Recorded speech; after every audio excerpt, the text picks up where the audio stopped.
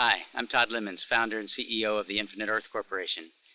We're helping to pioneer a new for-profit conservation model that we think is the key to saving the world's few remaining tropical forests. I'm standing here in a palm oil plantation in central Kalimantan, Indonesia, on the island of Borneo.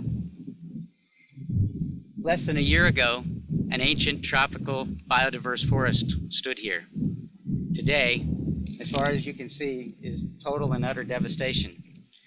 And whether you know it or not, all of you and I are responsible for planting many of these trees every year.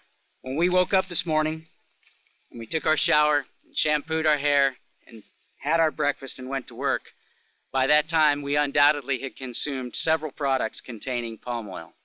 That's not just a bad environmental model, that's a bad business model. And the reason it's happening is because we're undervaluing these forests and the biodiversity and the ecosystem services that they provide. And the reason we undervalue them is because they don't have a price.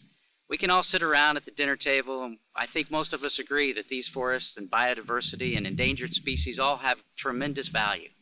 But what does that mean, really? Unless you put a price on it, it really doesn't have a value. So we need to figure out a model that prices these environmental services and prices the biodiversity and the endangered species that these forests host. The UN has gone a long way in helping us create a mechanism where we can put a price on what we're losing here in exchange for palm oil and the products that they supply. And that's called a carbon credit. And while it only goes a little ways to paying just a small fraction of all of the value that is locked up in that forest, it is a beginning. And so at Infinite Earth, we are creating a conservation model so that this no longer happens, and a model that gets paid through the sale of carbon credits so that this will remain like that and a lot better.